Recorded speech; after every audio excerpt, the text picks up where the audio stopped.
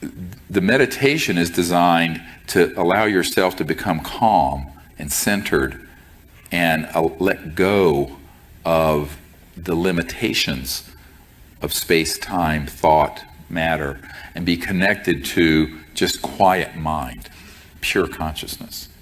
And once you're in that quiet state of consciousness, then what you want to do is expand it and begin to use the non-locality of the mind, meaning that the conscious mind is omnipresent, and begin to see remote places. So this is what remote viewing is about.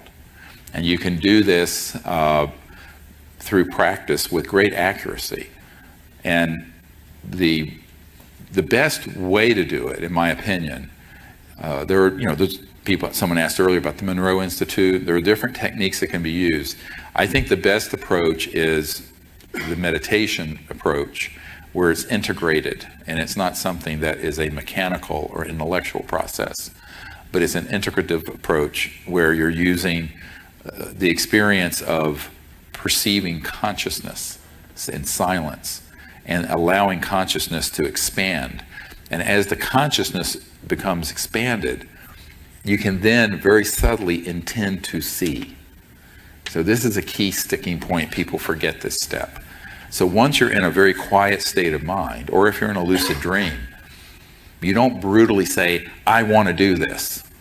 It's a subtle intending. So you're intending to allow your mind to see what's out by Arcturus, the star system, or what's at home in your kitchen right now, or what's in the underground base at Dugway, or whatever it is you want to target, whatever you want to see. But you intend it, and then you become silent, and with that quiet intent, allow the mind to unfold there and just see. Now, many people will actually be visual. They'll visually see it. Other people just get the information. Some people get a word. Some people just get a feeling. Everyone is different. And because everyone's different, the way intuitive knowledge comes to a person is unique for each person. I liken this to consciousness in its pure form of just unbounded, infinite awareness. The samadhi state is like the hub of the wheel of life. And the spokes that go in to the hub connect all of us to that hub. But there are 7 billion spokes on this planet, if each of us are a spoke. And each is unique, and each person's experience is going to be unique. And path into the hub of the silent wheel of life, the hub of the wheel of life, is going to be different. So you have to learn your own way, the way that you acquire intuitive knowledge. A lot of people get into very rigid systems. I think those are a mistake, because what may work for me or Ingo Swann or for whoever may not work for you. So my intention is to give you the concepts and some techniques, and then you can practice them and make them your own. Does this make sense? I think it's a wiser approach. So then you can, once you're in this expanded quiet state of mind and you're beginning to remote view the area around this hotel, you go out into space, if you lock onto and see an ET like this one that pops in, or their spacecraft, or their planet, you then introduce yourself by name and tell them that you are from Earth and that you invite them in universal peace to come with you to this spot. And you literally show them from where they are. You can connect to their consciousness and look through their eyes. And you allow them to look through your consciousness. And you show them where you are on Earth. So you turn it around from a remote viewing mode to a vector where you're guiding them in using consciousness. And then, if we were outside, I would also put a laser up, not to hit an airplane, but be careful never. And so in case your mind wasn't real clear in GPSing it, the laser and these electronic tones that we send out give them a specific vector, and those are in the app, these electronic tones that we play and send out into space, sort of our signature tone. So we use light, we use sound, and we use consciousness and thought. the key component is understanding consciousness and then using the coherent thought sequencing, as we call it, to guide them to you. So step one in this process is meditation and being centered and connecting to quiet mind. Step two is then to allow the mind to awaken to remote places and remote view the ET craft or the ET beings. And step three would be then once you connect or see, then you introduce yourself and then vector them or guide them to your location. Meaning that you literally show them, in this case, we're in, where are we, Toronto, and near the airport, in a hotel, in Canada, in North America, on Earth. So you literally zoom in and you show them your exact location, down to a few meters. Now you get better and better at this visualization and vectoring as you practice it. It becomes very easy. And what's really important is that you're doing it in a way that isn't strained. So most people, when they meditate, they're going, mantra, mantra, mantra, they're forcing. No, what you want to do is do this in a very gentle way, do it in a way that doesn't force it, and is in a relaxed state of mind. The more that you force it and you're intellectualizing it, the less you're meditating. So it's inversely proportional to effort in a sense. So if you're making too much effort and getting strained, stop it and just go back to watching the breath or using the mantra. Now I'm going to share with you a mantra. It's in a very advanced mantra. And so this is a lot I'm giving you in an afternoon, but you can use it if it resonates with you. You can use one you know. It's a very powerful Siddhi, S-I-D-D-H-I, Vedic power. And it's a very specific one, and it's one that's never spoken. So when I share it with you, after we do some breathing meditation, I'll share it. I will speak it, and I will then spell it for you so you have it, but we normally don't say it out loud, so don't come up to me and blurt it out, okay? But the mantra is a Vedic tone, actually. And this particular mantra means that it actually has a Sanskrit translation that roughly is the clearest and best if you connect to the real resonant field of Vedic and Sanskrit knowledge, which before I was a doctor, I was a Sanskrit tutor and Vedic teacher, meditation teacher, is basically that you give yourself to the unbounded self. The drop is becoming the ocean. It literally translates to that I give myself to the unbounded. And so the individual becomes one with the unbounded.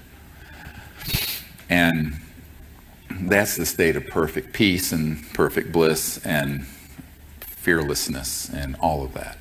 So the samadhi state is the state of being awake with infinite consciousness that you're connected to even while you're when you're in deep meditation. Cosmic consciousness is when you're up walking around and you're still connected to that state.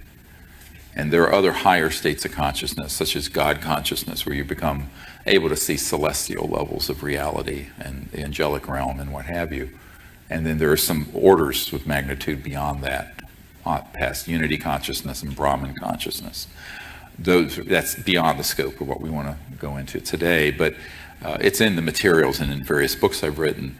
The key thing to remember is that all of these states of consciousness are latent within everybody. So everyone has the ability to be aware of awareness, and in the intensity of that experience become infinitely awake and become one with this field of pure conscious mind. That is the samadhi state, as it's been described, or nirvana. But from there, you then can practice these different abilities, such as remote viewing, precognition, and making contact with other intelligent life forms. So, which are, in a sense, this is a Siddhi, an S-I-D-D-H-I. A Siddhi is a Vedic power or ability. Those Siddhis, one of them is actually interstellar communication and contact. And that's what we're really teaching. Now, I didn't know that when I first had my experience when I was an 18-year-old kid up on the mountain in North Carolina that I described yesterday. But that's really what it is. And it's actually amazingly easy to do. And some of the people who have been staff here will tell you, they took a trip recently down to New Zealand with a team of, I wasn't there, and they had the whole panoply of contact that happened in my absence, which made me so happy. Not that I didn't want to be there, but the idea is that what I like knowing is that people can learn this and do it. And in medical school, there's a great saying, you see one, you do one, you teach one.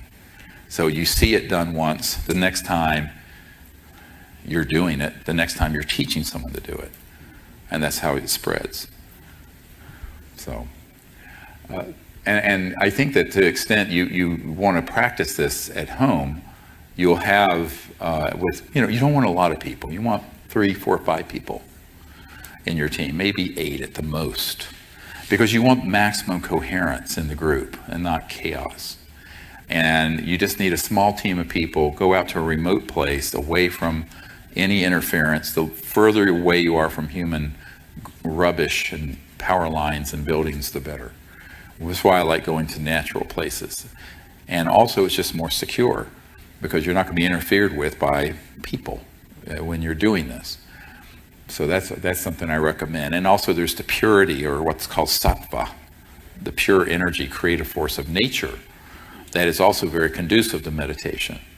And the ETs will feel safer if there's some place where they're not thinking someone's going to appear walking up on it with a shotgun. So I think that they're all important to understand. And what we want to be able to do when we practice this at home is do this without the sort of the noise of our everyday life. Now people say, then, can I do this in my bedroom? Yes. And you do it in your backyard and you will have events happen. But when you're doing it with a team of people, I recommend trying to find some place quiet, remote, peaceful. All right. So let's close our eyes. We're going to do this meditation. And the first thing we should do is take some nice deep breaths in with our nose and out with our mouth.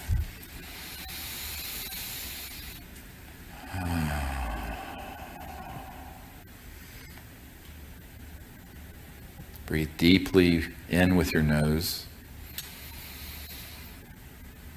and exhale fully with your mouth, letting out all the air.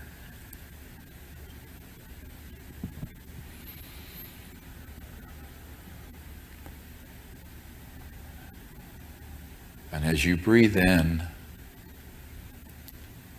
see yourself becoming energized by the life force, prana, the chi. And in the center of your forehead, very gently become aware of quiet awareness.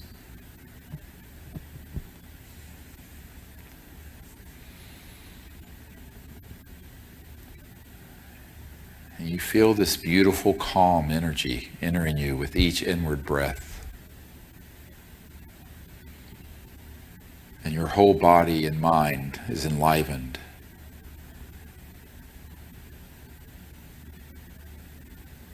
And as you exhale, exhale completely and become centered and calm. And let go of all of your limitations and all of your worries and all of your concerns, and be in a state of peace.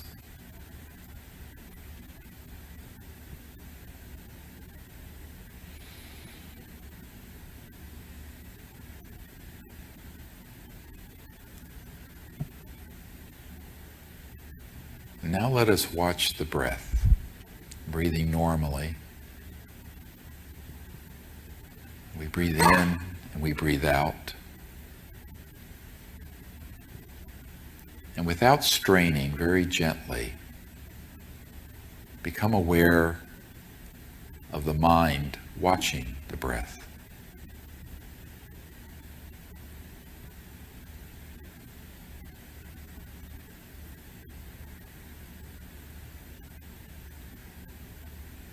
Become aware of consciousness that is perceiving the breath and your body, your thoughts, even your own self. What is the consciousness whereby you can perceive your own self? Gently become aware of this awareness. Silent, pure consciousness.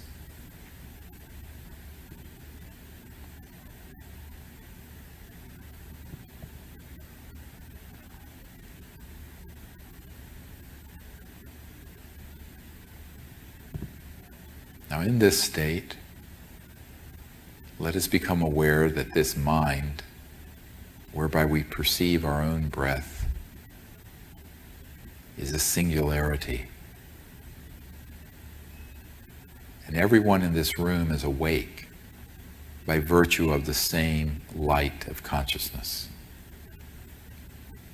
that is shining alike within each individual.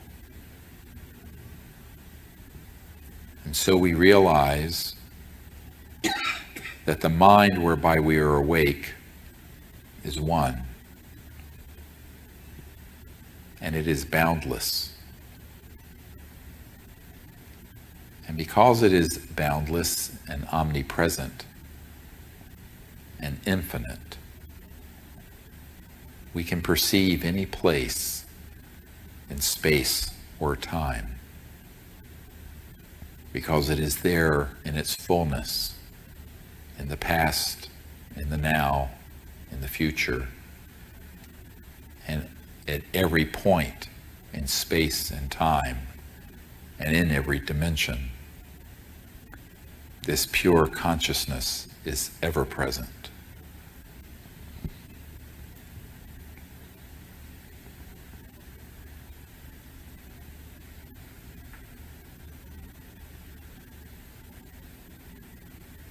Now,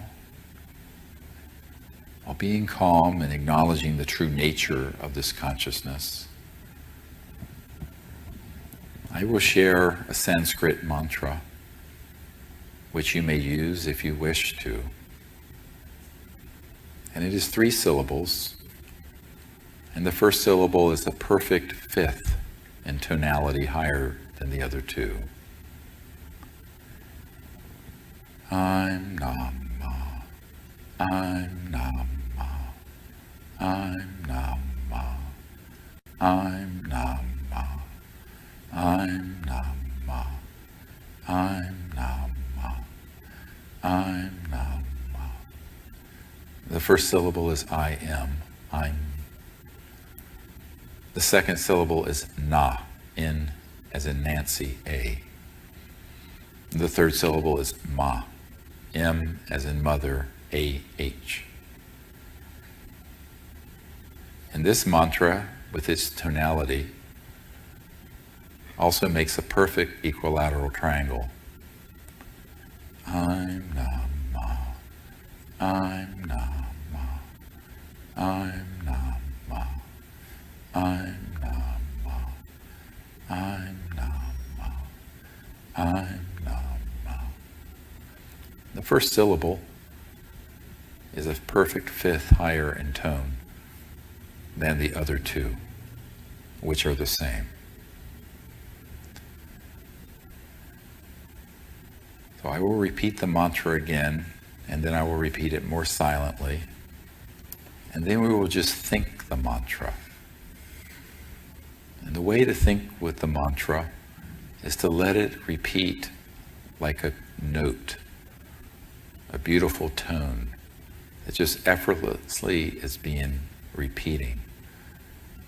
And after a while, it'll just run on its own.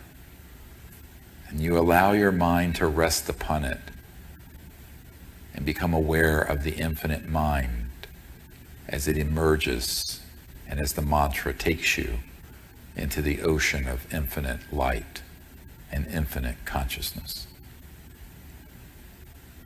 I'm Nama, I'm Nama, I'm Nama, I'm Nama, I'm Nama. I'm Nama. I'm Nama. I'm Nama.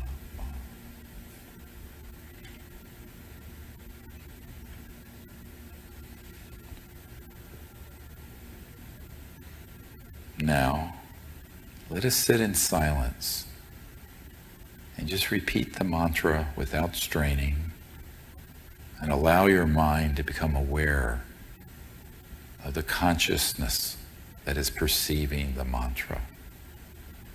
And if at any point you become distracted with thoughts or sounds or bodily sensations, this is normal. Do not become upset or anxious. Just say, this is normal, now I will return, and just gently reintroduce the mantra. And with a very light focus, let it repeat effortlessly, without straining or overly concentrating.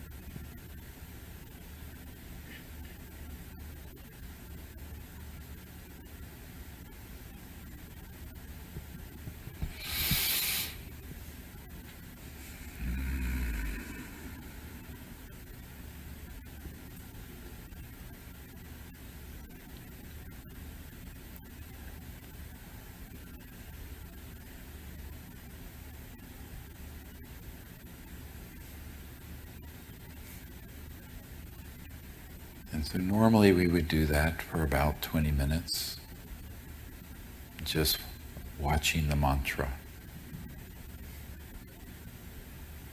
After we have done the pranayama and the breathing.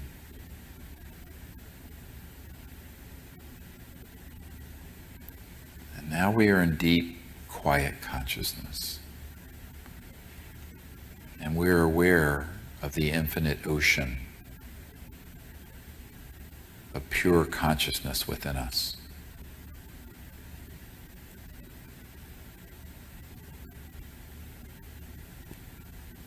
And we become aware that everyone in this room is awake. And this awakeness, the essence of consciousness, is the same within all of us. And there is one great being, one mind, that is the source of each of our individual awareness. And we can sense this transcendent and unbounded consciousness. And so effortlessly, let us dive into that infinite ocean, letting go of ourselves and yet using our individualities as a means to be conscious. And as we let go of our bodies and our limitations.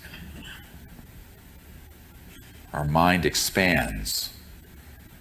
We are now aware that this pure consciousness is omnipresent. And not only is every person in this room awake by virtue of the same light of consciousness, all of space and time and the entire universe is a conscious quantum hologram folded within us.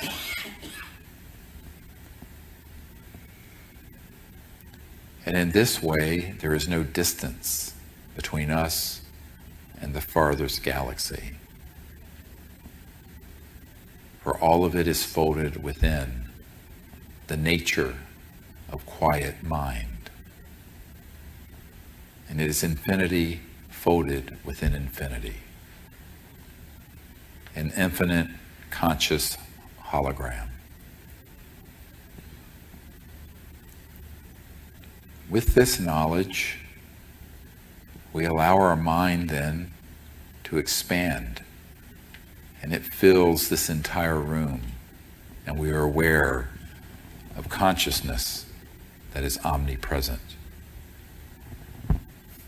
And it expands further up into the sky above the hotel. And we go, while staying centered at this point, where our mind is expanding and our vision, being seers, can see the airport and the city of Toronto to the east.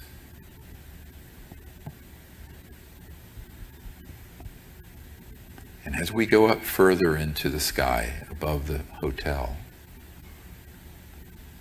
we can see this entire region of Ontario and the bodies of water and the forests outside the city. And as we go up further into sky, we begin to see the curvature of the earth. And we see Mother Earth as a conscious, awake being, which she is. And she is not human, but the planetary consciousness is real. And we can feel the consciousness of Earth and invite her to assist us in creating universal peace on Earth.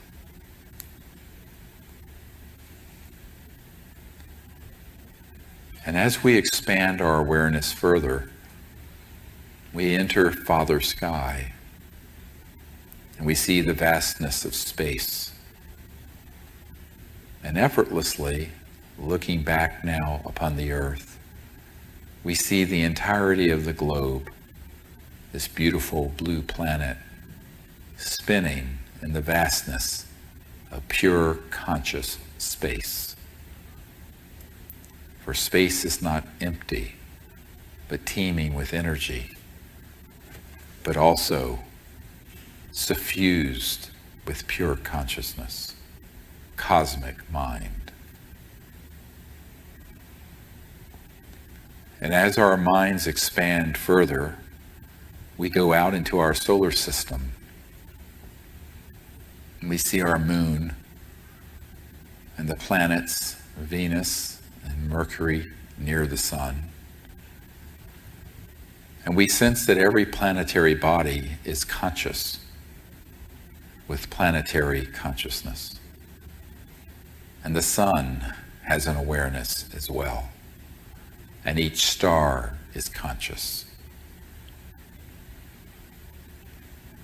And as our mind expands, then we go outward and see Mars and the outer planets. And out by the rings of Saturn, a massive interstellar facility, several hundred miles in diameter.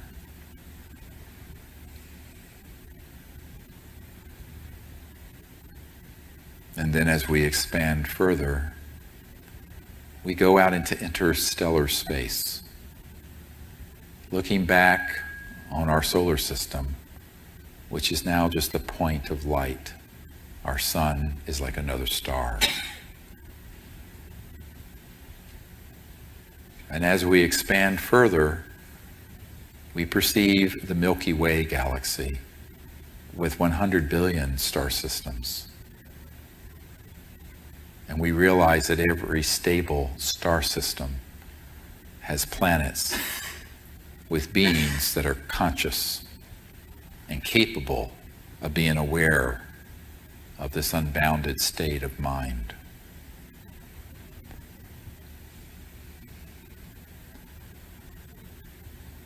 And as we expand further, we go into intergalactic space. And the Milky Way, a spiral galaxy, recedes, and we perceive the Andromeda galaxy, which is like a twin galaxy to the Milky Way, a spiral galaxy with a similar number of star systems, from whence Bijou has come. And then we expand further into intergalactic space. And we realize that the cosmos has no beginning nor end, but just pauses between sectors of an infinite universe. And all of this is conscious, and all of this is folded within us,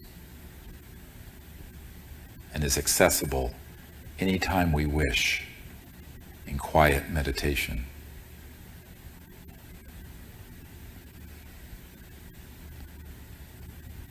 And so as we sit in quietness, allow yourself to begin to feel or see or know any extraterrestrial civilizations that are aware of the earth. And without straining, allow yourself to view them. And you may see their light ships, their physical beings, their planets.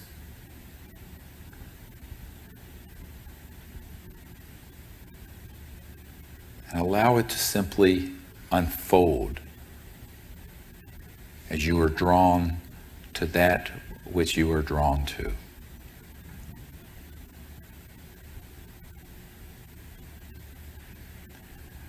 And effortlessly, within your mind's eye, or your heart of knowing, you can feel those extraterrestrial civilizations that are involved with the earth or aware of our planet and our people.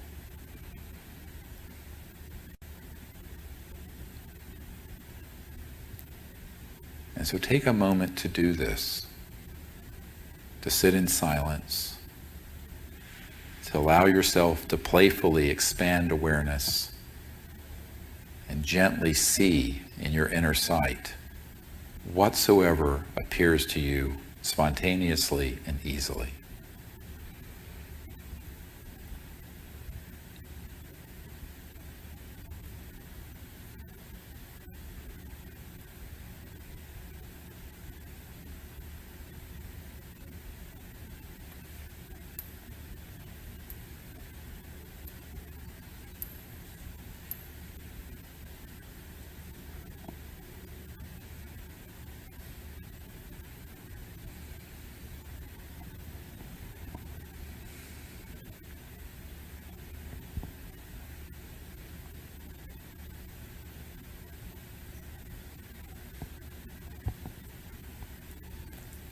Now, as you connect to these peoples, show them our location. For example, if you sense that the extraterrestrial craft or person is outside our solar system, show them our solar system and guide them to one of the outer spiral arms of the Milky Way galaxy and show them this specific solar system, and the third planet from the sun, Earth. And as you show them the Earth, you show them the love we have for Gaia, our beautiful planet, and the love she has for her children. And then as you come closer, you show them North America, which is in the light of day. And coming to the north, you show them the metropolis of Toronto. And coming west of the downtown area, you show them the airport and this hotel. And then you show them this room. And you invite them here in any way that is safe and appropriate for this time and place, and in universal peace.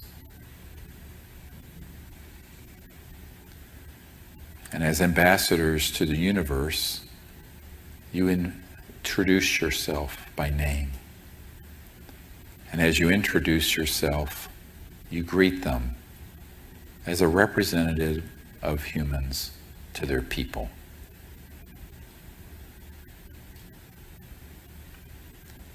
And so we will sit for a few minutes and do this in quiet meditation, expansion of awareness, remote viewing the space around us and our solar system and the cosmos.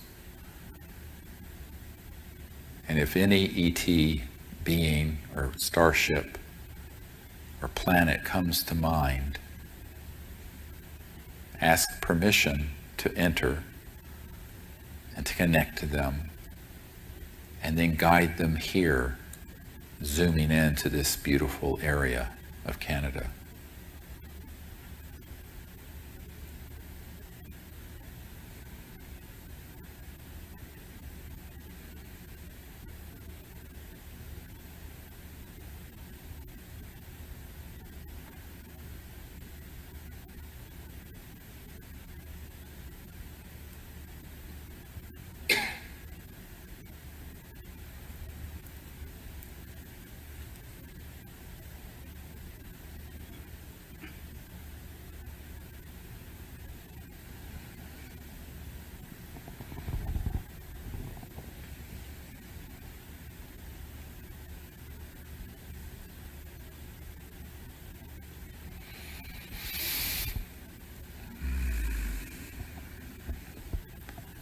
And so as we do this, we ask the Great Spirit to see that the earth enters a time of universal peace. And we share this vision with our extraterrestrial neighbors, that the earth will transition to a world of peace, that the sciences and technologies long withheld from the people of the earth will be unveiled for the use of peace and abundance and progress, and not for war.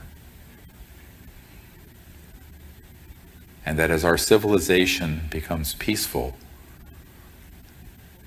and just and enlightened, we become an interstellar civilization. And within a generation of this transition, all poverty is banished from the earth, and all pollution. And the earth lives in harmony with her people. And humanity no longer damages the mother that gives them life. And we see that as we become a peaceful people, these interstellar civilizations that are observing and waiting welcome us with open arms into space and into open contact with their peoples.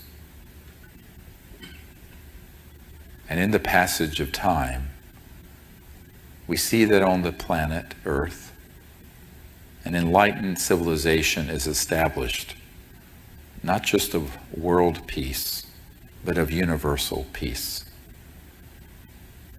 and of conscious enlightenment.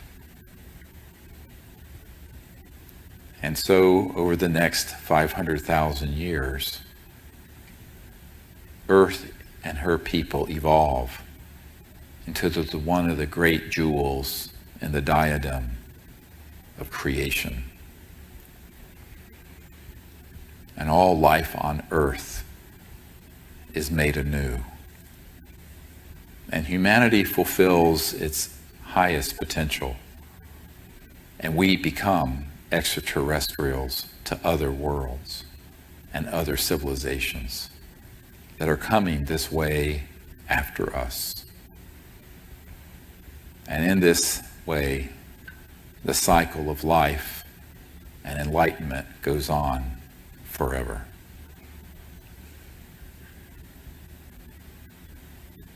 Namaste.